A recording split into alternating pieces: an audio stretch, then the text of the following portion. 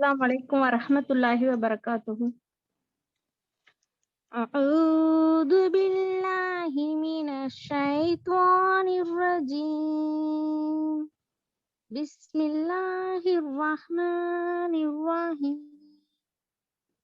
Alhamdulillahi rabbil alamin. Ar-Rahmanir Rahim. Maliki yawmiddin. Iyyaka na'budu wa iyyaka nasta'in. Ihdinas siratal mustaqim. Siratal ladzina an'amta 'alaihim ghairil maghdubi 'alaihim waladdallin. Amin. Sadaqallahul alim. Assalamu alaikum wa rahmatullahi wa barakatuh. Thank you, ma'am. A warm smile is the universal welcome, said Max Eastman.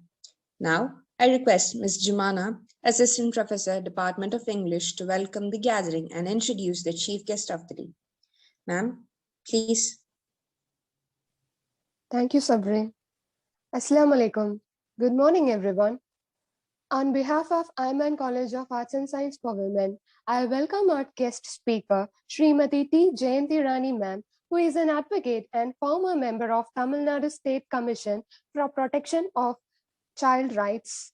She completed her schooling in St. Joseph's Metric Higher Secondary School, Salem, and graduated her college from the Ethiraj College for Women, Chennai. She studied law at Government Law College, Trichy. She is a well-known and reputed advocate in our Trichy district. Her contributions to the society is vast and major. She formed Women Advocates Association, especially for women advocates, with a special separate building constructed for them. And she served as a secretary and president of the association. Women are beautiful creations of the Almighty. Being a woman, she rendered welfare and legal services for the children in conflict with the law. In the year 2007, she was appointed as member of Child Welfare Committee in Trichy under the Juvenile Justice Act by Government of Tamil Nadu for 4 districts, namely Trichy, Perambalur, Ariyalur, and Karur. This became a new position to serve wider and to provide care and protection for the children.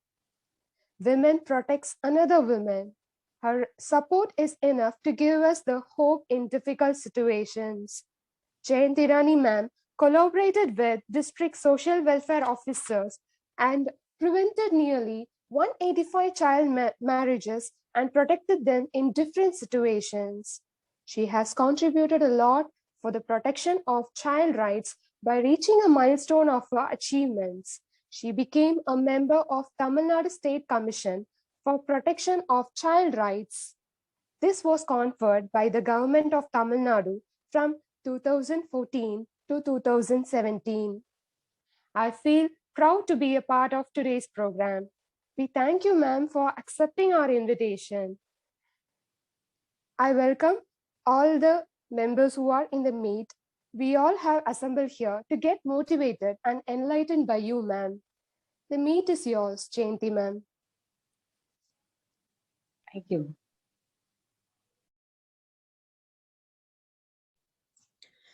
A world without girl is as impossible as a world without water. It is my immense pleasure to call upon the chief guest speaker of the day, Srimati T. Jayanti Rani, advocate, former member, Tamil Nadu State Commission for Protection of Child Rights, to share her views and thoughts on this occasion. Ma'am, please. Thank you, Ma. First and foremost, I thank Professor Shahul Amit sir for remembering me and calling me on this day to meet you all, at least through the webinar, if not through physically. And my sincere thanks to your principal and the Boneshwari madam also. I'm not a new person to your college. I've already been there on many occasions, and still we continue our relationship at, in a very, what to say, a very positive way to strengthen and motivate women of the future who are today girls of enlightenment and whom we need to bring up in a very, very powerful way to strengthen all our field in all the field, so that tomorrow a woman must not hesitate to do anything or face anything if anything is done to her. So in this way, today we are observing, rather celebrating. I would think observing is the best form of the word to tell, because National Girl Child Day. We have already got an International Girl Child Day, which is observed on October 11th of every year. And this is National Girl Child Day. Now, what is the reason for this National Girl Child Day, and why and when it was started to be observed by our government of India? It was way back in 2008 when the Ministry of Women and Child Development of the Union of India has decided to commemorate the day, namely January 24th, wherein our former Prime Minister of India, Srimati Indira Gandhi, was sworn in as the first female Prime Minister of India way back in 1966 on January 24th. So, she stands a motivating star and a motivating lady to even rule the country if we only strive hard and if we are to remember and commemorate the day of her assuming office as the first female Prime Minister of India. January 24th was decided to be observed and celebrated as the National Girl Child Day. So from 2009, every year January 24th is being celebrated as National Girl Child Day. Now, why this National Girl Child Day? To remove all inequalities, to remove all discriminations against female child. You all know that you save a girl child and you save generations. So, to eliminate all kinds of violence done to a girl child right from her stay in her mother's womb till her death, it needs that she should be treated equally and with all the vigor and valor that she faces everything, and she is empowered, and she is so best, and to see her as a best child, and to see that she does not in any way is being discriminated. So with all this background, we will just go to today's topic is my protection, my rights, as rightly said. Okay, now what is protection, what is right? These are all things which we have to ponder a little bit and then vow to protect our rights being misused by others and being wrong done to be done on us. So in this way, now first we should know who is a child. For that, I should take you back to some years back, wherein we were, our government was a signatory and is a member country in United Nations organization. So now this United Nations organization, way back in 1992, had a very big scrutinizing committee and found that children are being very vulnerable and they are subject to utmost violence in all forms. So what they decided was children should be protected and child rights should be also identified and recognized as human rights. So just we cannot leave that, okay, it's only, she's only a child or he's only a child. So we can always take it for granted. No. So the United Nations organization, what they did was they passed a resolution stating that all the countries who are members of the UNO should see that every child in their country is protected in the utmost manner from all kinds of abuses, violence, discrimination, according to their culture, ethnicity, and their way of life, which is being led in every country. So in that manner, every child, now they also defined who is a child. So UNO has stated that 0 to 18 will be considered as a child. So unless and until every child completes 18, they are all children. So the first years in your college are also children here. So they are nearly only 17 or something like that. They'll be 17 plus, they wouldn't have completed 18. So they are also considered children. Though you have come up to the college level and you are in the first year, you are still considered as children by UNO and by us. Now, this 18 years, in my perception, I take back another 9 months also, because 0 is calculated the minute you come out of your mother's womb. But for me, even -9, the stay in the mother's womb also is a right for the child to stay safe. So what we do is, we have got umpty number of cases and umpty number of instances wherein children, when found to be a girl child in the womb, it is being terminated either through medical pregnancy or through any other means. So to curb this practice of even not allowing the child to be born out when it is found out that she is a girl, female fetus, it was a very big challenge for our country, because we have lost millions of female fetuses in the mother's womb itself. So even to protect, even to give a birth, a child has got a right, and especially girl children, they have got a right to be born. So this is the utmost and important right which has to be protected by each and every one of us. As I said earlier, you save a girl child, you save generations.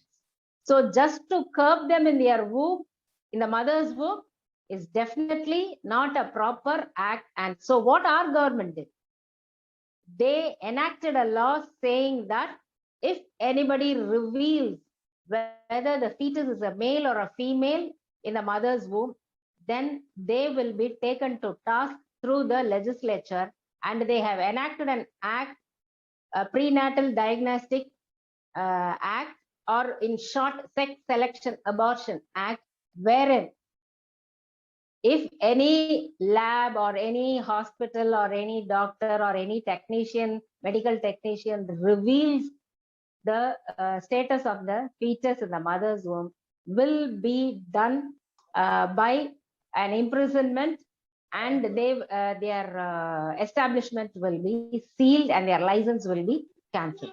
So to protect, I will be going just not on the social aspect alone, a little bit of law, for you to have an understanding and awareness that so many acts also exist for the protection of girl children as well as women. So in that way, this was a very, very welcome act which was enacted by the legislature.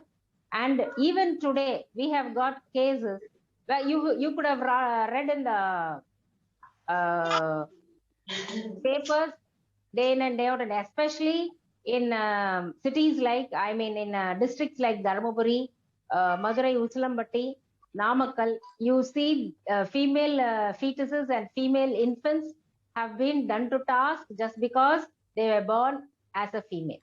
Now this is curbed, and we have got a very well good status now, wherein we are able to protect these children by these laws. Now, the next aspect wherein we have to protect, now we have protected through this act the birthright of a child to be born. Similarly, okay, somehow this fetus sees its way out of the mother's womb, and whether she is safe, no. There also we had hindrances wherein en masse female infants were killed just because for the fact that if they grow up, they will have to spend so much on their marriage and other aspects. So what we had to do is, again, we had to fight back to get a legislature or a law that will protect these female infants who are killed after they are being born as female children. So we had the Female Infanticide Act, which also punishes those who indulge in bringing these lives of these female children, infants, to a close. So there were many policies, there were many acts, there were many instances wherein these female infants, you would have heard about children being killed, especially female children being killed through just raw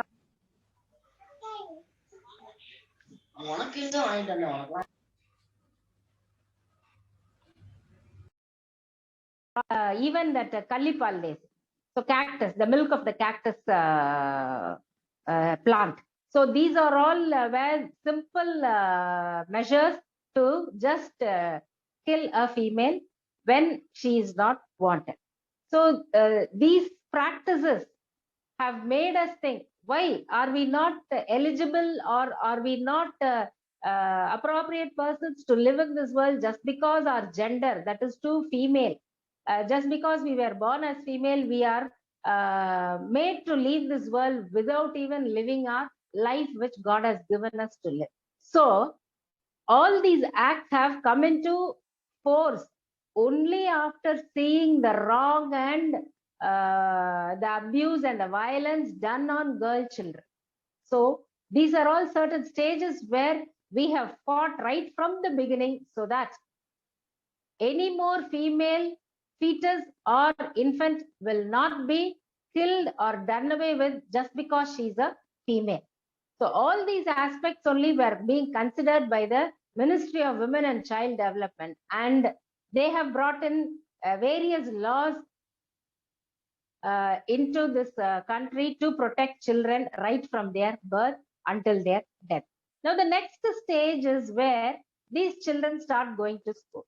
Now there also, now you can see many kind of abuses are being done. I'm not going to talk only about sexual abuse. More than that, there are so many other abuses, because every girl child is first and foremost abused physically, mentally, socially, economically, and sexually. So all these types of abuses have got their own forms, their own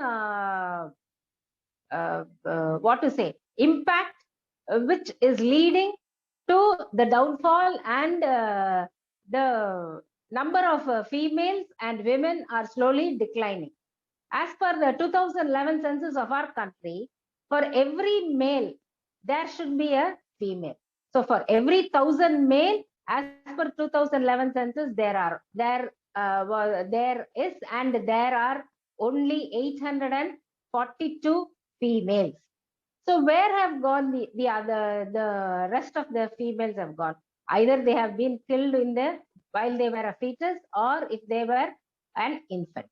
So, and otherwise, or due to some kind of abuses, which can be physical, which can be mental, which was social.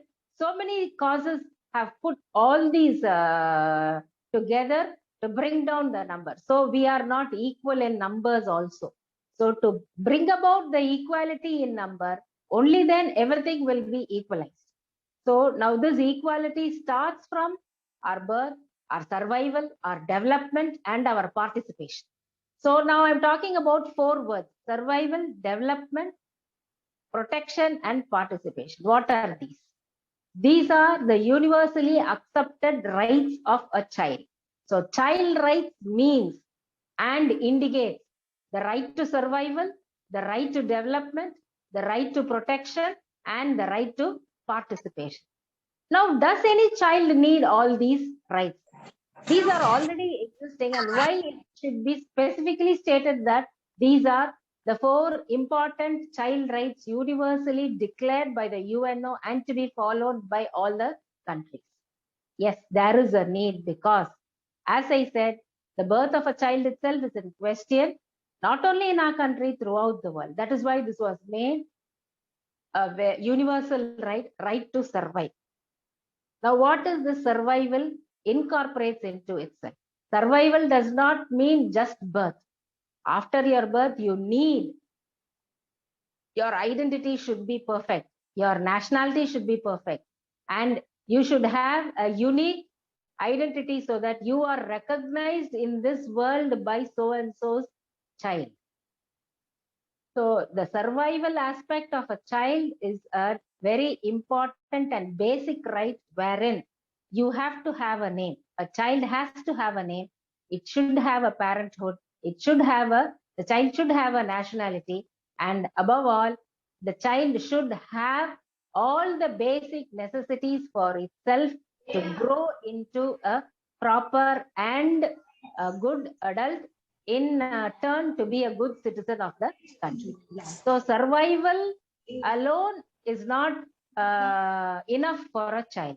Now the child should develop. What is necessary for the developmental right of a child? A child should develop physically, mentally, and socially. So your physical development comes along with good nutritious food, good environment. It should have free air and space and water facilities.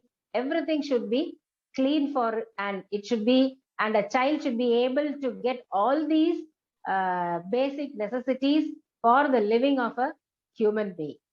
So development physically will be through that aspect, and mentally, definitely, educational institutions play a very big vital role in developing the child mentally, because every child has to learn and gain knowledge of what the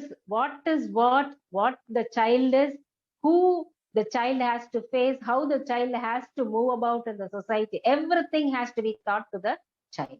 So this developmental right is another important right, which is the this is the stage where a child gets molded and everything is being made clear to this child, so that this is this and how the child should face. So, and in this developmental stage, each and every one of us, as a parent, as a teacher, as a member of this society, have got utmost and important role to see that a girl child, or for that matter any child, is brought up in accordance with this developmental right, and no right and nothing is being infringed or deprived for the child in any manner. So this developmental right is the growing and molding stage of a child, wherein every one of us have got a very, very important role as a parent, as a teacher, as a social member of this society. So this is another one important right, wherein because we have while talking to children on this right, they were there was a simple requisition from the children when we were talking to and we were creating awareness of these rights to the children.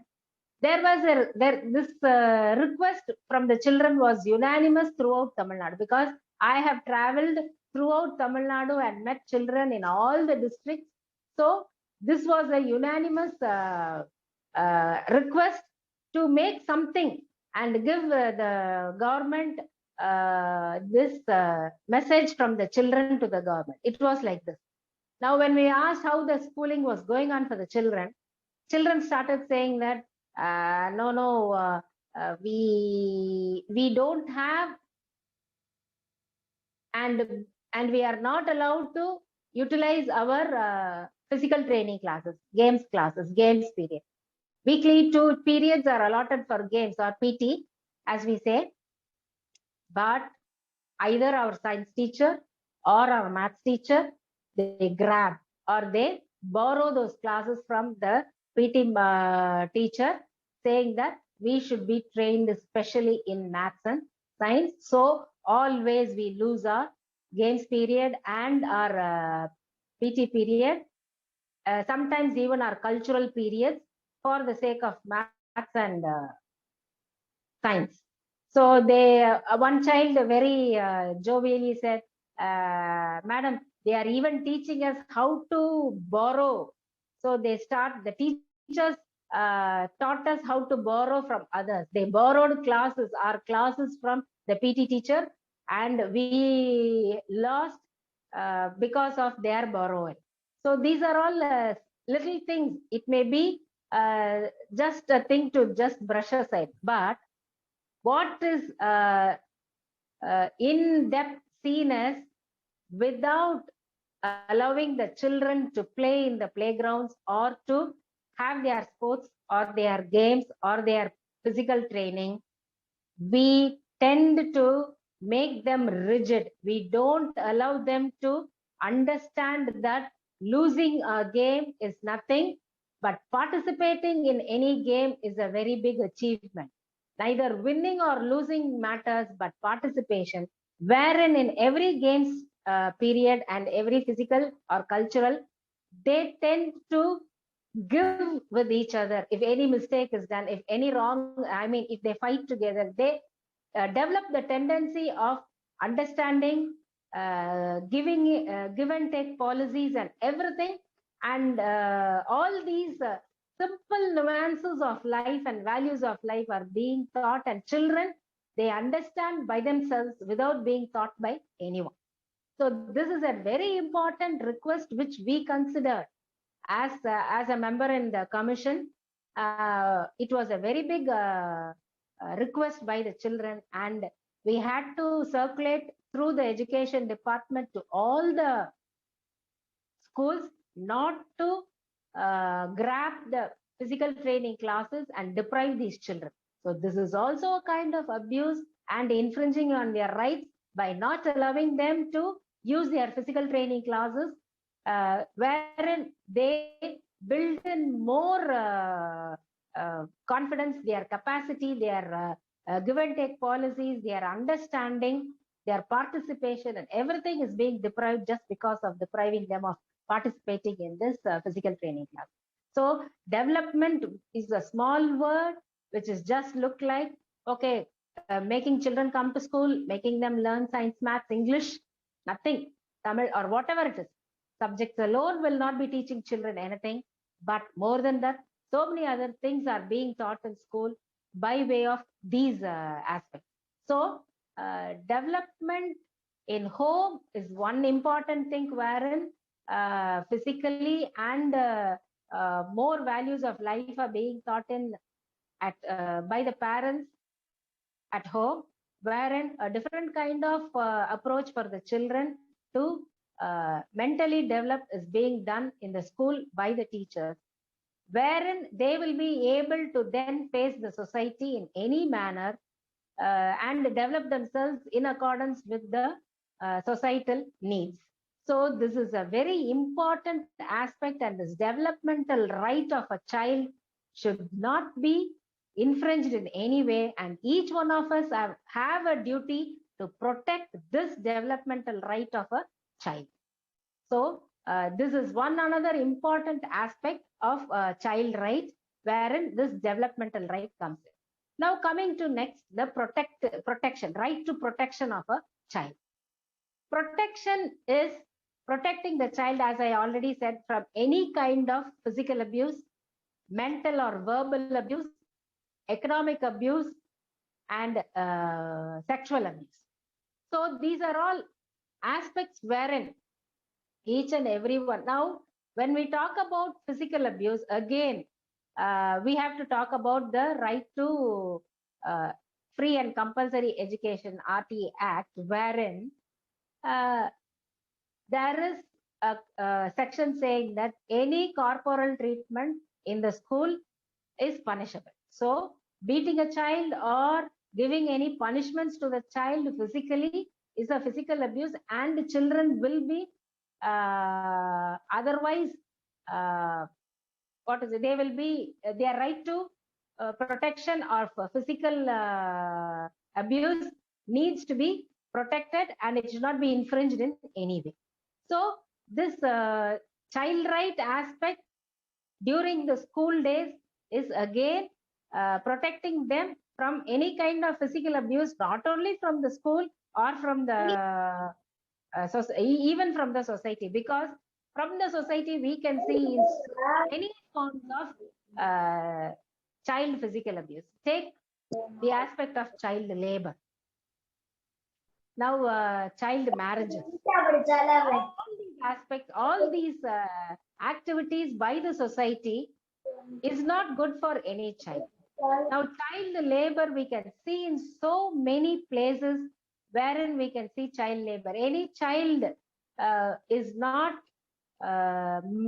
here to be made to work in a very severe condition. They are here to freely enjoy their childhood, and every child should be made to be a child during their childhood.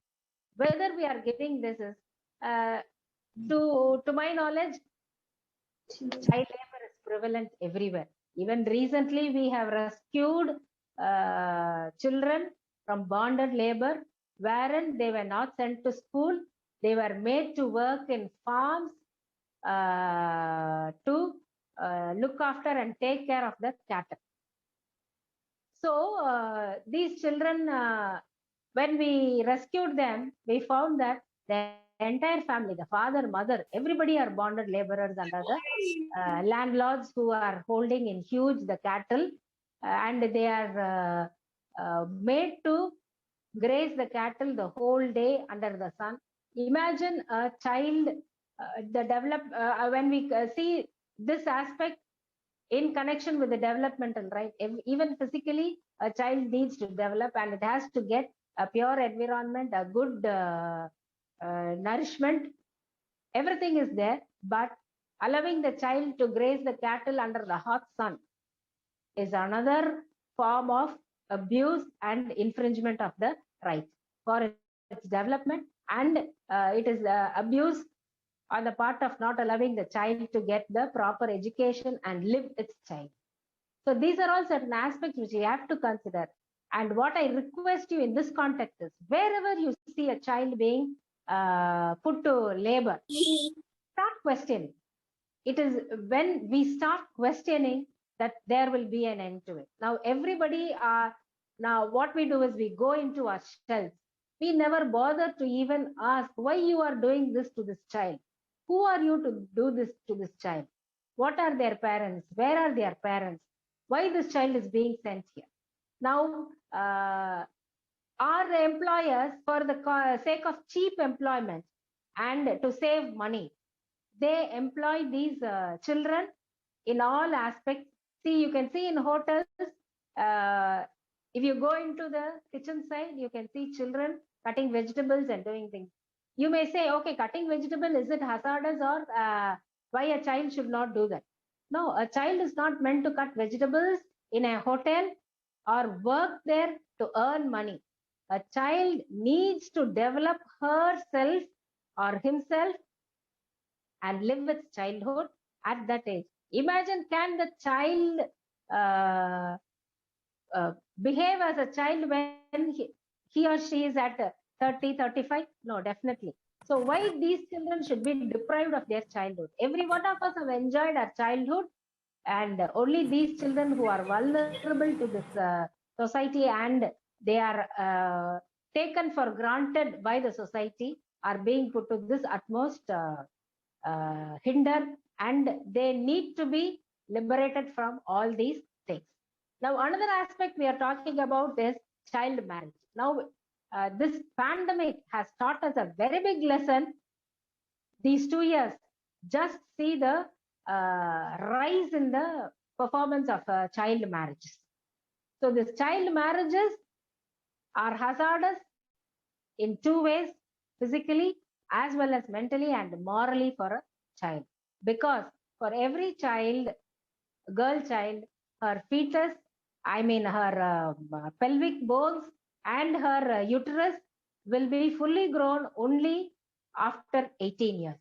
So even before the uterus is ready to hold a child, here child marriages are performed, and we have come across 13-year-old child, 14-year-old child become pregnant, and we have approached the High Court to terminate their pregnancy medically because a child cannot be a mother.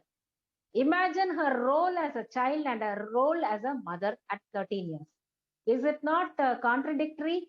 And are we not depriving that child to enjoy her childhood when she herself is a child at 13? She is made to nurture and bring up a child which she does not even know. She does not even will be able to hold herself, hold the child in her hands. So these are all certain important aspects where we need to look into and take care and see these children are protected in all aspects. Now, the other aspect of protection is economically, we should protect the children. Every child is bound to have good food, good education, good clothing, and they need to take up any kind of activity they want to do, and they especially have their right to give in their word or their likes and dislikes. So all these things have to be taken into consideration for while dealing with this protection and other aspects while excuse me. So this economic status of a child, you can see many families are battered, and only children who are coming out of this battered families, these rampant families, they are fighting their life. How many children we see we have seen in many signals, women with children in their lap or with their hands, they beg. So showing the child and doing the job of a beggary, they have made beggary a job now. It is now a status for all those people who cannot work or who don't have the inclination to work and earn. An easy way is to show the child and beg. We also, out of concern and for the thought that the child will get a sip of a milk, all of us start giving alms to this begging people. But is that a right approach on ourselves, and are we helping the child in any way? So this is a very, very important aspect. Child beggary is being made again big. It has become what to say, a big way of life for those who cannot and who are not willing to work and earn. So this also cannot be allowed, and every child being used for child beggary, either they use the child or what happens is, today the child will be sitting in the lap of a woman and will be begging.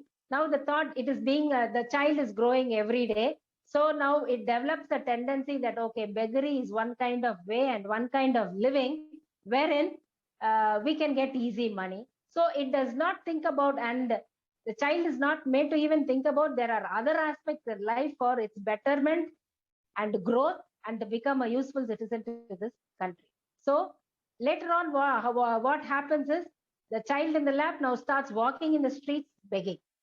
So all these aspects have to be taken into account, because every child is a gem. It is what to say? It is a gem in the crown of this country. We cannot just leave one child like that. Another kind of uh, uh, abusing children physically and otherwise is now this human trafficking. Trafficking the children from one country to another or one place to another for the sake of stealing their organs to say it proper. Theft of organs of the children. The children are being deprived of their kidneys, their heart, their eyes, spleen, liver, every part of the body, internal organs of the children are being used for transplantation, not in a very legal manner, but in a very illegal manner where children are being trafficked from this country. India accounts for nearly 49% of trafficking of children and women in and out of this country. India is a via media place wherein 49% of trafficking occurs through India, either this way or that way. And most vulnerable people who are trafficked through India, from India and to India are women and children. Because girl children who are of tender age are trafficked, they are deprived of their organs, and they are pushed to prostitution. So these are all very big aspects. It may look and it may appear to see that these are all very small things. Okay, what is there? But here, if you see, women and children are being lost every day. They are being stolen. They are being trafficked. They are taken away from their willful, and they are taken away from their actual and designated life, which they are bound to live without any hindrance. But deceiving their parents, deceiving their society, and trafficking these children is a very most of utmost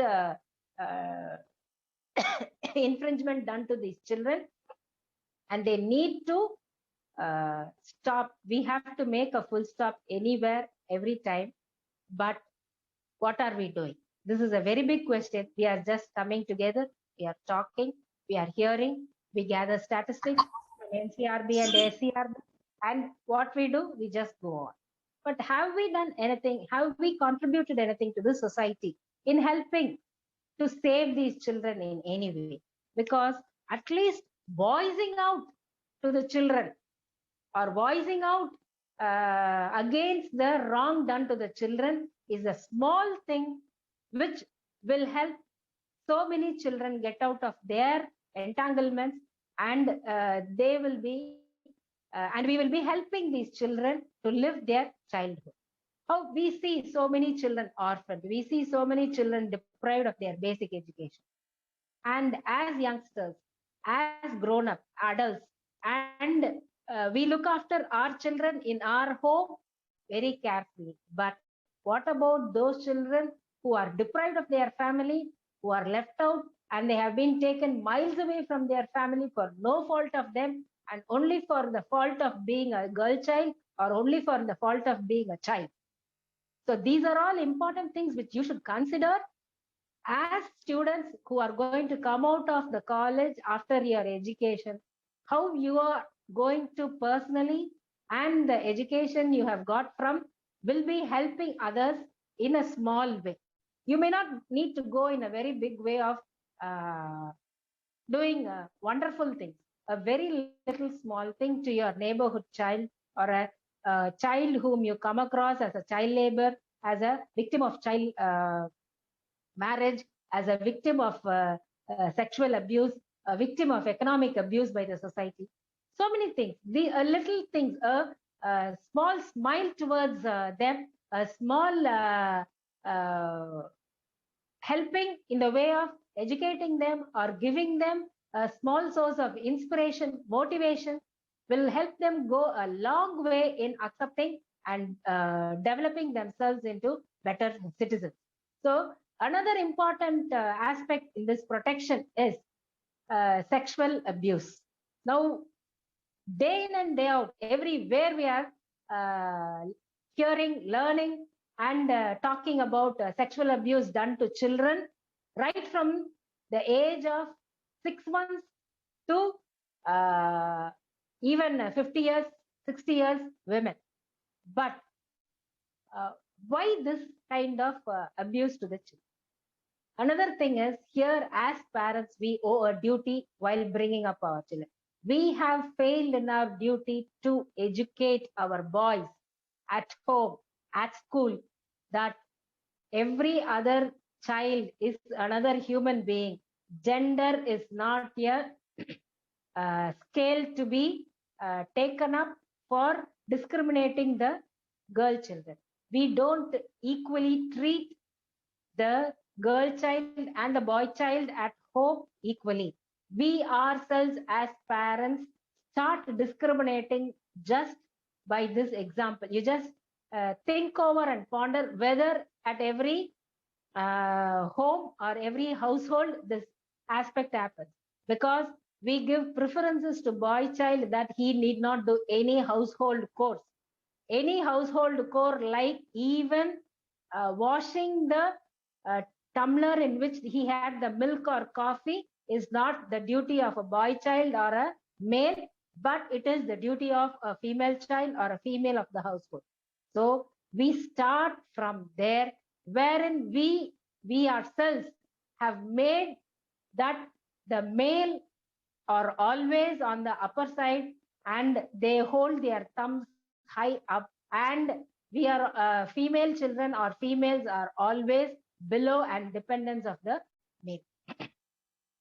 This discrimination at home and gender inequality at home has to be done away with, and unless we start now, it is going to be a big, very difficult job for our children in future to face the world, because now everywhere gender sensitization and gender equality has to be addressed and put into practice, so that in future our girls, our female children, our women will not be put to any kind of violence. Another one important aspect which is slowly growing is, because we have the world in our hand through this cell phone, this mobile phone, this Android phone, and this is a very big menace to again the female children and the women who are being abused even without knowing that they are being abused. There are instances, there are cases where now we are fighting to with the invisible perpetrator, with the invisible offender whom we do not know, in the form of the screen we are all looking into now. Because I myself have filed nearly 2 to 3 cases wherein pictures of children, pictures of female children, pictures of women have been uploaded in a very obscene manner in the net, and the children are being stalked, they are being followed, and they are being uploaded in very many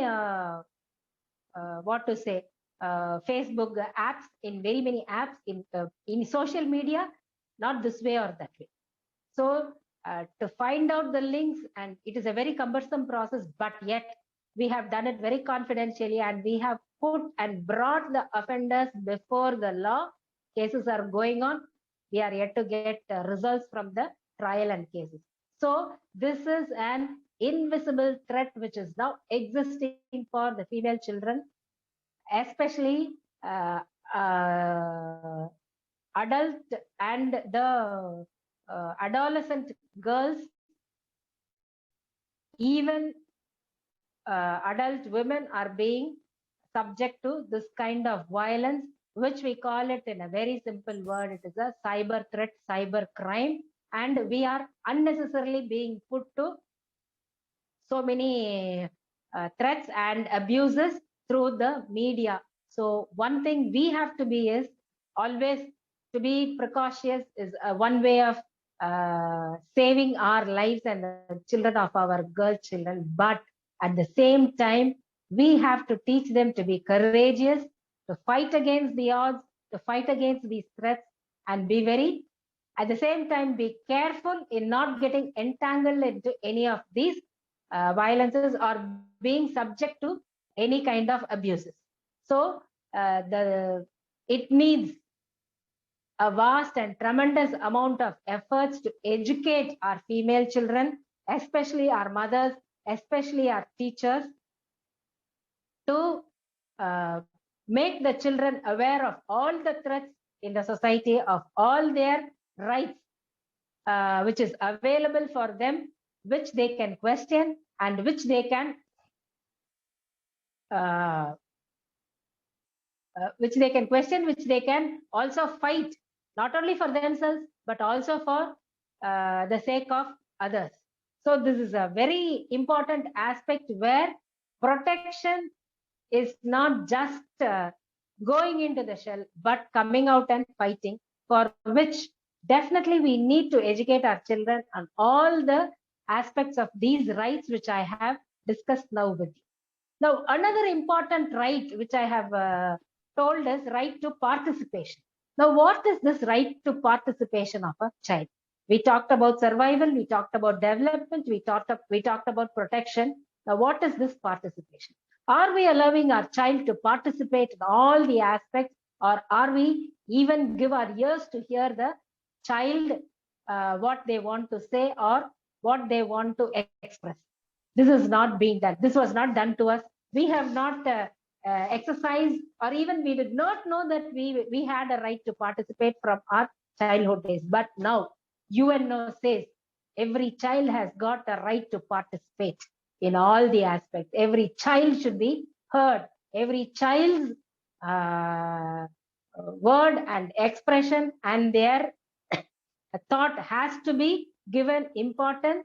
And because you cannot say a child cannot say anything, and they are only after a child, what can they express, and what is the thought they can give to us in a subject? No, we cannot just brush off all those things, because every adult thinks for a child only on the status as an adult. Nobody goes down to the status of a child to think what the child needs. See, as a father, as a mother, as a teacher, we think in our parlance what the child needs, but none of us go down to the level of the child to think what the child needs. So whatever the child needs, the child has got every right to talk it out and to convey their feelings, to convey their messages, to take part in the processes. We had a very good experience in the commission when we were on the process of drafting the child policy for the state of Tamil Nadu, for the children of the state of Tamil Nadu. We were going around. We wanted the views of the child, what all should form part of this policy, which is being drafted for their welfare and good. What children said was, the first thing the children said was, why don't you make education free and equal for all children of Tamil Nadu, right from standard 1 to standard 12? Give us free education, equal syllabus. Let every child of Tamil Nadu get equal and appropriate education and free education from standard 1 to standard 18. So there, these are all certain aspects. This is one important aspect they said. Then so many other things evolved while talking to children, and it was really a wonderful experience for us while drafting the child policy. Somehow now the present government has come out with a few aspects of the policy in which we have given to the government. Similarly, we are on the way. All of us have to take part, pour in our ideas and views. When we ask as adults that why you have not asked my opinion on this aspect, Similarly, have any day we have thought, what is the opinion of a child? Simple. We budget out our household expenses. We draw a budget for our home. How many of us have made our children to sit along with us while drawing the budget or the expenses or the savings for our household? Definitely not. What we think is what the child can contribute. No, while making the child sit along with us, we can make them understand that they have to refrain themselves or restrain themselves from unnecessarily spending.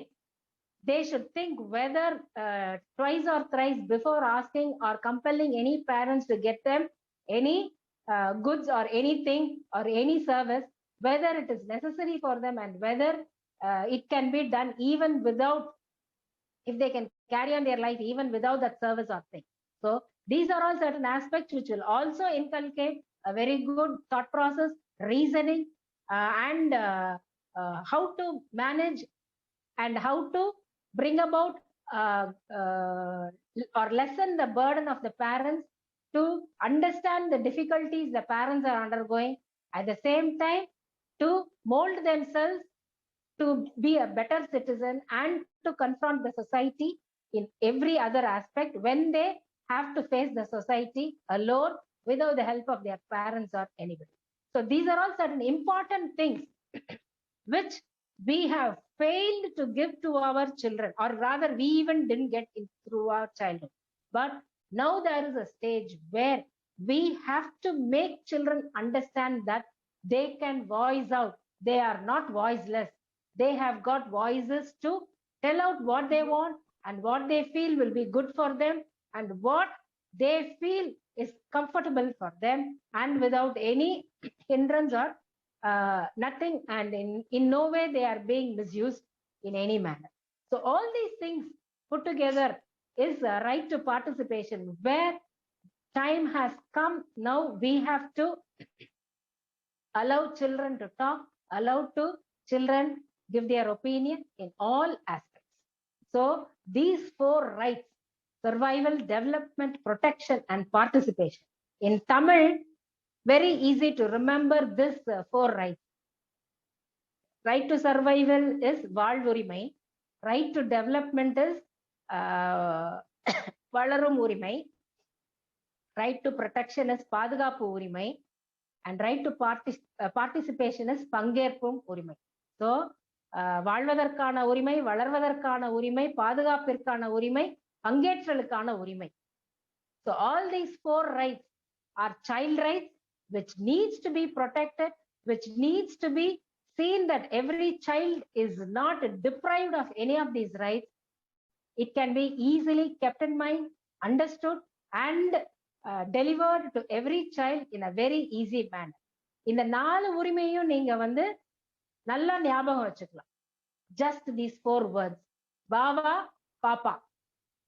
So வா அப்படின்னா வாழ்வதற்கான உரிமை, வா அப்படின்னா வளர்வதற்கான உரிமை, பா அப்படின்னா பாதுகாப்பிற்கான உரிமை, பா வந்து பங்கேற்றலுக்கான உரிமை. So வாவா பாப்பானா என்ன? Child rights. What are the child rights? Right to survival, right to development, right to protection, and right to participation. So every child has got all these four rights universally, not only in our country, universally. Every child in this world must not be deprived of these four rights. எல்லா குழந்தையும் நம்ம வாவா பாப்பா அப்படின்னு கூப்பிடுவோம். அவங்களோட உரிமைகளான இந்த 4 உரிமைகளையும் நம்ம வந்து பாதுகாப்போம். அந்த பாதுகாப்பிற்கு நம்மளால் இயன்ற எல்லா முயற்சிகளையும் மேற்கொள்வோம்.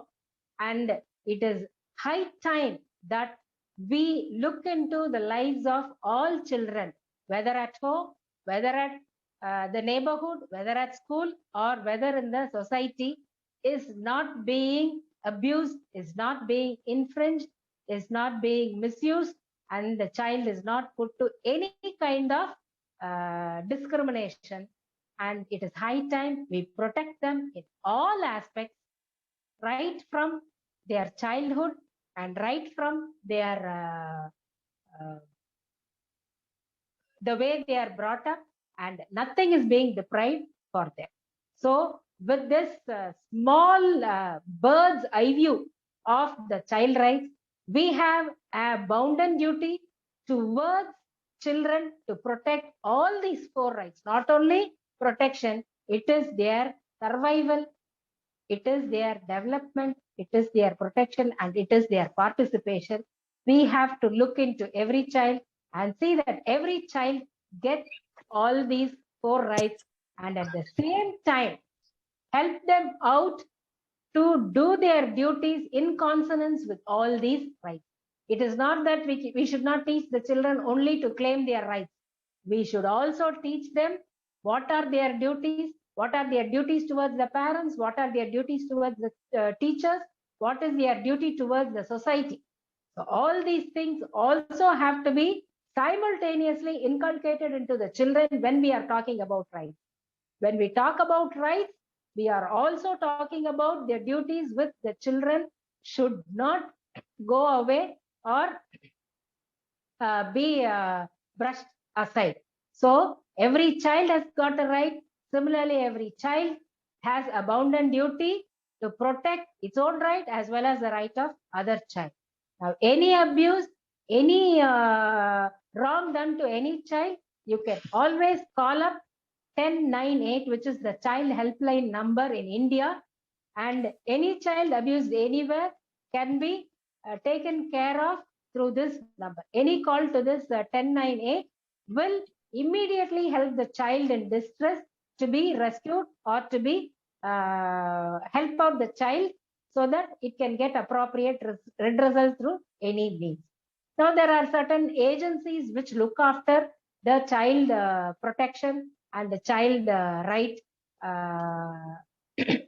protection. So in the district levels, you have, I just give a very brief note of it so that any infringement, you can always approach them immediately, or very easy to approach is 1098. So one important aspect is the ground level workers is 1098 child line staff. Next to them is every child who's seen in distress or abuse have to be brought before the child welfare committee. Every district has got a child welfare committee, and the committee will take care of the care and protection to be provided for the child. Now, this is being monitored by the district child protection unit. So this child protection unit is the overall government agency to look after the welfare of the children. Now, the Department of Social Welfare or the district social welfare is the child marriage prohibiting officer. So any report or any information regarding child in marriage will be curbed by this child marriage prohibition officer or the district social welfare officer.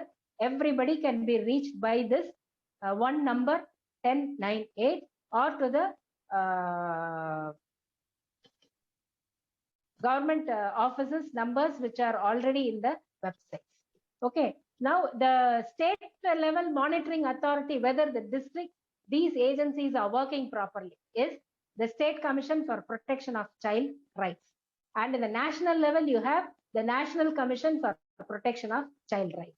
Now, this is with regard to children. Now, with regard to women, same way you have the district social welfare office and one-stop center functioning in the government hospitals, where any women in distress will be lodged there until she is cleared of all her abuses and she is taken to safety and protection. Next level is the social welfare board and the state social welfare board, which takes care, and the state commission for women in the state level, and in the national level you have the central social welfare board under the Ministry of Women and Child Development, and the National Commission for Women who take care of the women. Now 181 is another number where you call the it is a free call wherein you try to help a woman in distress. So if you are not able to dial in any of these numbers, simple, you can call 100. The police will immediately be there on your spot to take care of your complaints. So it is very important that all the 4 rights of the child need to be protected, and none of us first will infringe upon any of these rights and deprive any child of those rights. And எல்லா குழந்தையும் நம்ம வாவா பாப்பா அப்படின்னு பார்த்து, and இந்த வாவா பாப்பாவை we will try to uphold so that we will be protecting children. In turn, we will be protecting their rights, and in turn, we will be saving their lives, not only the girl child, but also the generations to come, because today's children are tomorrow's pillars of this country, and they are, ஏன்னா எல்லாருக்குமே சொல்லி எல்லாரும் இந்நாட்டு மன்னர், இன்றைய குழந்தை நாளைய மன்னர், இந்த நாட்டின் மன்னர். So who knows where the potential of any child is being kept, and every potential of every child has to be unearthed, brought to the surface, and we see and we have to see that every child lives its childhood to the utmost satisfaction of the child, and it should not be deprived of its childhood in any man. I think I have given a very small bird's eye view on this topic. We have got lots and lots with regard to child rights, and to know about child rights, to talk about instances, examples, laws universally, and what is prevailing in our country. But not this 1 hour will be enough for us. And maybe after this pandemic, we'll try to come together to even conduct trainings and workshops to train you how to look after or see that the child rights are being protected. And I hope management of Aiman College will take this as a big step.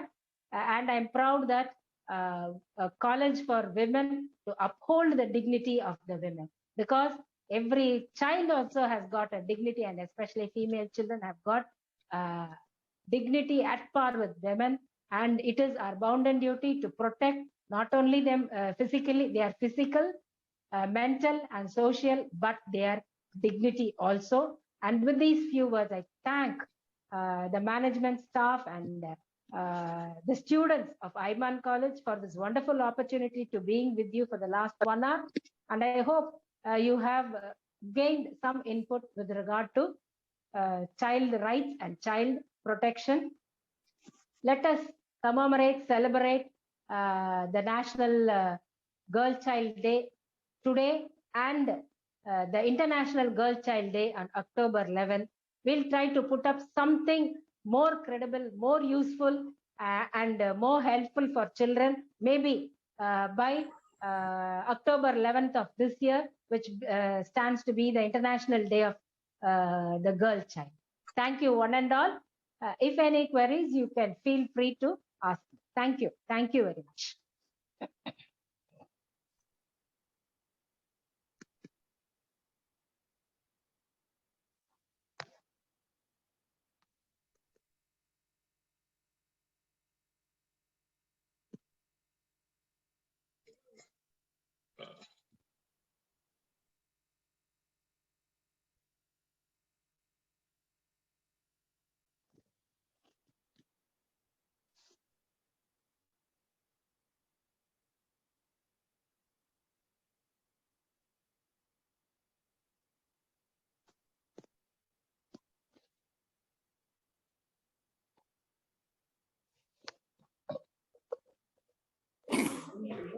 Sabrin? Yes, ma'am.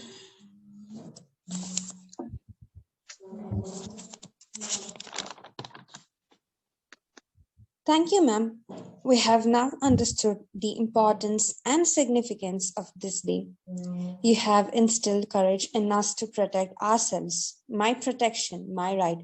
I hope we all have clearly understood what this topic is all about. We will fight for our protection, and it is our right to do so. You have awoken the warrior in all the women here. Thank you, ma'am. It really was a knowledgeable session for all of us.